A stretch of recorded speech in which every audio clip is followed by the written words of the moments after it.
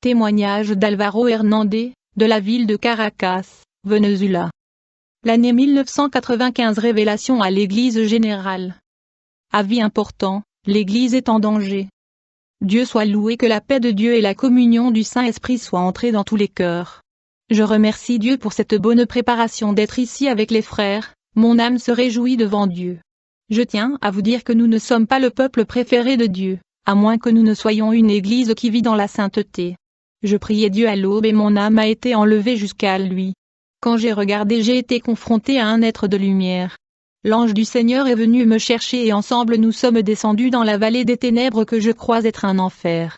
Il y a le lieu de la perdition où les gens qui ont perdu la voie du salut et ne l'ont jamais trouvée. Les gens qui se perdent dans la drogue, l'alcool et qui n'ont pas été capables de trouver la vérité. Ils ne savaient pas quoi faire de leur vie. Là-bas, personne ne se trouve même l'un à côté de l'autre.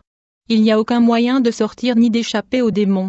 Ils sont éternellement perdus et ne trouveront jamais la fin de cet endroit. Perdition signifie ruine, destin ou destruction. Les gens qui marchent égarés quand ils meurent sont perdus en enfer. Les âmes qui sont là ont été oubliées par Dieu. Sur la terre, Dieu envoie la pluie, le soleil fait que l'arbre porte du fruit que les gens mangent. La terre produit de la nourriture pour les gens et l'air fournit l'oxygène à respirer.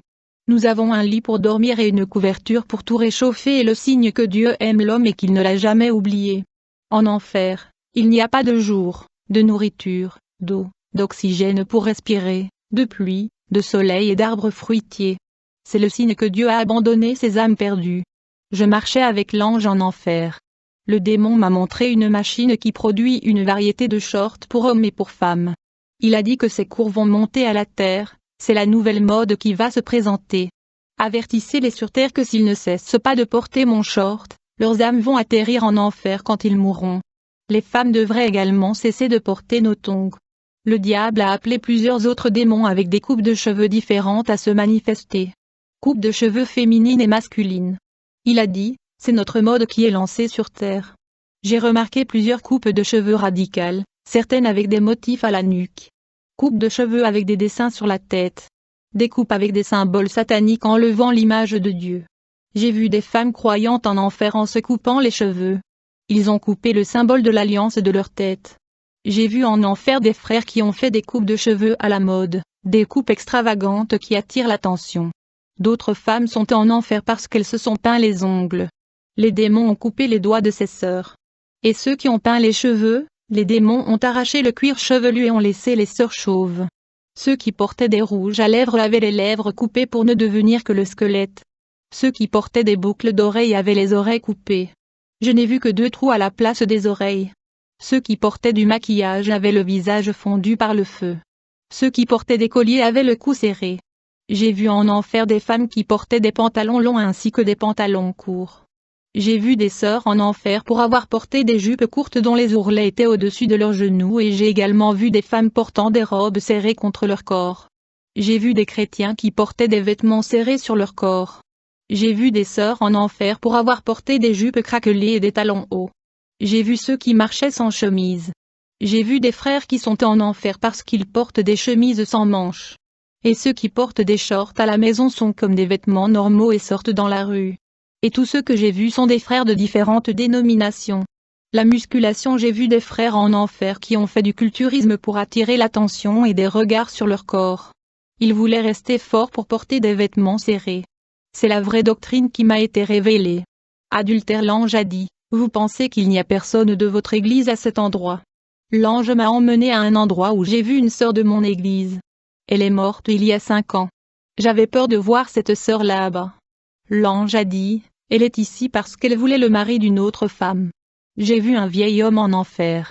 L'ange a déclaré, il est ici pour avoir voulu une jeune fille de son église. Il s'est marié et a commis l'adultère dans son cœur en trahissant sa femme. Je ne croyais pas avoir des gens de la fraternité là-bas. L'ange m'a montré une sœur qui avait des pensées impures, fantasmées et imaginé avoir des relations sexuelles dans son esprit. Elle était célibataire et se livrait à la fornication avec une photo d'un garçon. J'ai vu un couple de frères qui sont là à cause de l'érotisme. L'homme portait des fantasmes sexuels comme le surhomme. Et sa femme qui se trouve également à cet endroit portait un costume de jaguar. J'ai vu des femmes chrétiennes se livrer à des fantasmes sexuels. Ils ont introduit des objets dans leurs parties intimes. Quand ils sont arrivés en enfer, leurs parties intimes ont été tourmentées par les démons. L'ange m'a montré une industrie sodomite d'objets sexuels, de vêtements et de fantasmes. Envie. L'ange m'a montré un diacre qui est là pour envier, il voulait une voiture comme son frère à l'église. Cruauté envers les animaux, j'ai vu un homme en enfer pour avoir maltraité des animaux. L'autre homme que j'ai vu avait le plaisir de tuer des chats. Diffamation. J'ai vu un pasteur en enfer pour avoir utilisé les médias pour attaquer les vraies églises, en diffamant les serviteurs de Dieu. J'ai vu des frères ivres avec du vin et de la bière. Leurs âmes emprisonnées étaient punies pour leurs péchés. Esprit familier. Un démon circulait en enfer mais prétendait ne pas être un démon. Il était multiple et transformé en plusieurs personnes qui étaient piégées dans l'enfer.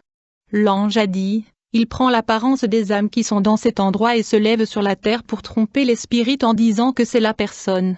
Ce démon a pris le nom de cette personne et est allé sur terre. Ce démon est devenu un homme, une femme, un enfant, un chat, un chien, un ange. Il a une grande capacité à regarder les regards. Je regardais les ruses de ce démon. Soudain, j'ai entendu un grand éclat en enfer qui a secoué les démons. L'ange a dit, celui qui a causé ceci était une église qui prie à l'aube. L'ange m'a sorti de l'enfer et m'a conduit à l'église qui priait à ce moment-là. Dormir nu, puis l'ange m'a emmené dans une maison chrétienne. Et l'ange gardien qui prenait soin de cette maison le a laissé, parce que le couple a dormi nu.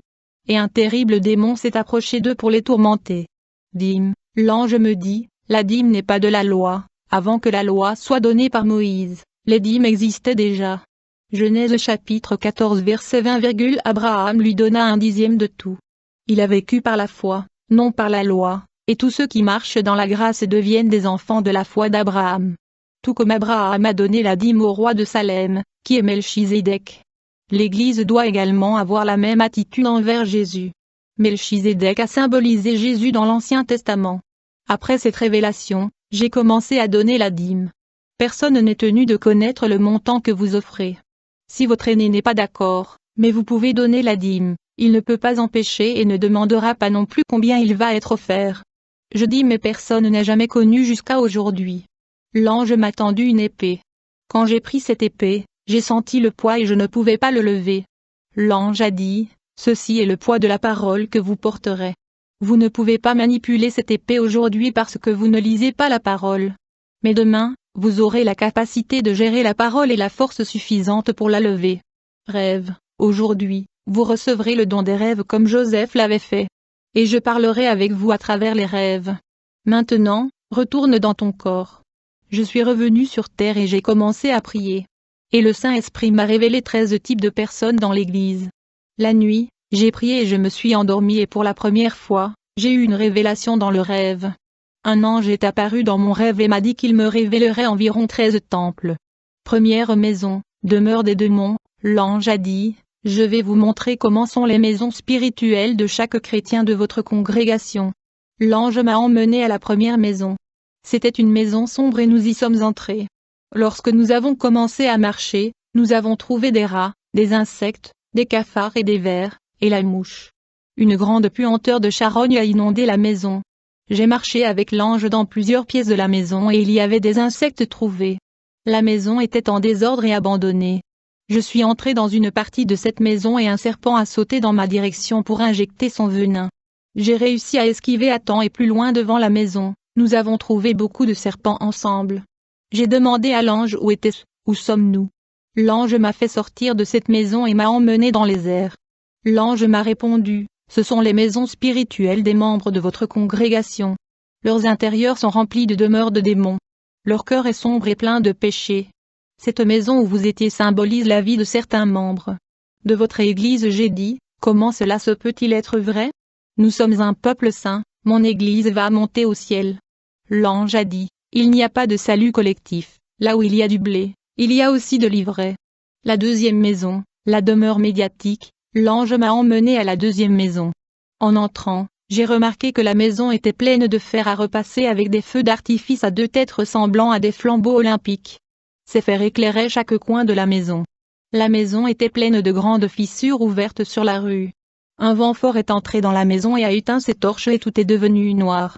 Quelques minutes plus tard, Des chauves-souris ont commencé à entrer avec un essaim de sauterelles dans cette maison. Cette maison était inconfortable à cause du bruit de ces sauterelles et de ces chauves-souris. L'ange a déclaré, « La maison que vous avez vue avait 7 feux, qui étaient des chandeliers symbolisant la présence du Saint-Esprit. Le vent qui est entré dans la maison et a éteint les flammes et l'influence du monde qui est entré dans la vie des sauvés. Les flammes du Saint-Esprit se sont estompées et l'huile a disparu, laissant la vie dans les ténèbres. Le péché a enveloppé les sauvés. Le péché est entré et s'est installé chez eux à travers les médias. Les vrais chrétiens ne sont pas connus publiquement et n'ont aucun lien avec les médias sataniques. La télévision a été créée pour offrir gloire, argent et exalter les hommes en tant que stars du monde. Satan a donné ce pouvoir à ceux qui le suivent. Jésus a refusé tout cela sur la terre quand Satan lui a offert la proposition dans le désert. Les chrétiens de la programmation évangélique se sont vendus pour devenir célèbres dans les médias. Troisième maison, la demeure de l'iniquité. L'ange m'a emmené à la troisième maison. Un vent fort a secoué les fondations et le toit a commencé à tomber. La maison s'est effondrée partout et ce vent fort a été infesté de buses qui pénétraient à l'intérieur. L'ange a déclaré, « Ceci est la fin de tous ceux qui demeurent dans le péché. » Ces vautours symbolisent les pouvoirs de la destruction. Ce genre de personne n'est pas fermement fondé et basé sur la parole, mais se trouve dans les églises. La quatrième maison, la demeure du mal. L'ange m'a emmené à la quatrième maison. Et il y avait un homme en noir devant la porte. La porte s'ouvrit grand pour l'homme à la robe noire qui ressemblait à un vampire. J'avais peur d'entrer dans la maison. L'ange a dit, « Ne craignez pas, il ne nous verra pas. » Nous sommes entrés dans la maison et cet homme détruisait toute la maison avec une épée. Tous les meubles de cette maison ont été détruits. L'homme a allumé une torche pour éclairer la maison. Le feu était rouge. Ce feu symbolise la présence perverse. La cinquième maison, maison de séduction. L'ange m'a emmené à la cinquième maison. La résidente était une très belle femme. Elle était vêtue d'une robe courte et serrée. Ses lèvres rouges brillèrent. Elle était sexy et séduisante, ressemblant à un modèle. Dans cette maison, il y avait beaucoup de lumière colorée qui clignotait et ressemblait à une maison de fête de chansons et de danse. L'ange m'a fait sortir de la maison. Et à l'extérieur de la maison se trouvaient de nombreux motifs, peintures roses, rouges, noires, bleues et violets. Ils étaient 6 couleurs qui ornaient cette maison symbolisant certains des numéros de la bête. La maison était flashy. L'ange a déclaré, « Cette femme est le démon séducteur qui habite dans les temples de nombreuses églises. Il s'y installe et modifie leur personnalité, les rendant plus sexy et plus attirantes. Ses intérieurs sont sensuellement attrayants, ce qui les fait apparaître comme tels dans leurs apparences. Les œuvres du cœur sont manifestes dans la chair. Une femme qui vit de cette manière n'a pas un intérieur pur et vit avec son cœur taché de lascivité. Les femmes de l'Église imitent ce démon de la beauté que vous avez vu. Cela signifie qu'ils sont contrôlés par ce démon. La sixième maison, demeure de la spiritualité. L'ange m'a emmené à la sixième maison. C'était une très vieille maison finie pleine de trous. À l'intérieur de cette maison, il y avait un groupe d'hommes en uniforme blanc. Ils ont réparé la maison et fermé les crevasses avec du ciment, puis ont peint la maison en blanc à l'extérieur. Et à l'intérieur de la maison, ils ont fait une cure de jouvence en laissant la maison parfaite. Cette maison était sans lumière, mais ces hommes allumaient l'électricité et la lumière éclairait toute la maison. L'ange a dit, « Ces hommes que vous avez vus sont les anges qui travaillent sur la terre et réforment la vie de ceux qui ont grandi dans l'Église. Ils avaient spirituellement perdu la présence de Dieu et ils seront renouvelés comme cette ancienne maison. La couleur blanche que vous avez vue dans la maison est leur justification en Jésus. La septième maison, la demeure du Saint-Esprit. L'ange m'a emmené à la septième maison. Il y avait beaucoup de bruit d'animaux féroces à l'intérieur. J'avais peur d'entrer, pourtant j'ai fait confiance à l'ange avec moi et j'ai essayé d'entrer. L'ange m'a empêché d'entrer et s'est tenu à la porte. Un homme en blanc, vêtu comme un prêtre, vint à la porte. Il est entré dans la maison et tous les animaux sont partis, fuyant sa présence. Les animaux ressemblant à des extraterrestres ont été expulsés de cette maison. Ce prêtre a chassé ces démons et a enlevé toute la saleté de cette maison, a jeté les vieilles choses et a parfumé toute la maison. La puanteur pourrie disparut et un parfum de bonne odeur envahit la maison. L'ange a dit, « Entrons. » Et ce prêtre a allumé la bougie de cette maison et a mis une pancarte avec des lettres en or qui disaient, « Ici, le voleur n'entre pas. » Ce prêtre a verrouillé la porte et préparé une table de dîner pour moi et l'ange. Nous nous sommes assis à la table avec le prêtre. Les monstres ont frappé à la porte pour entrer, mais celle-ci était verrouillée. Ces monstres ne pouvaient pas entrer et ils sont partis.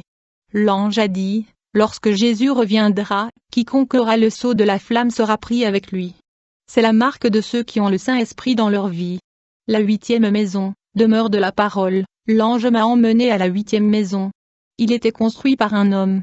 Lorsqu'il a terminé la construction de la maison, un grand tremblement de terre a déstabilisé ses colonnes, ses structures et ses bases ne pouvaient pas résister au tremblement de terre et la maison est tombée.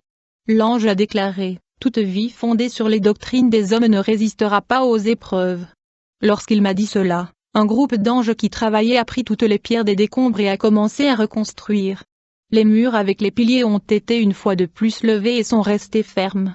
Un autre grand tremblement de terre est survenu et a secoué la maison, mais elle est restée ferme et debout. Cette maison a été réparée et restaurée après sa chute. Son état était parfait par rapport au premier état. L'ange a déclaré, lorsque des vies sont construites sur les fondements de la parole de Dieu, elles résistent à la tempête parce que la parole demeure éternellement. Et si les épreuves causent des blessures, elles se lieront et guériront. Les anges ferment les fentes de la maison causée par le tremblement de terre.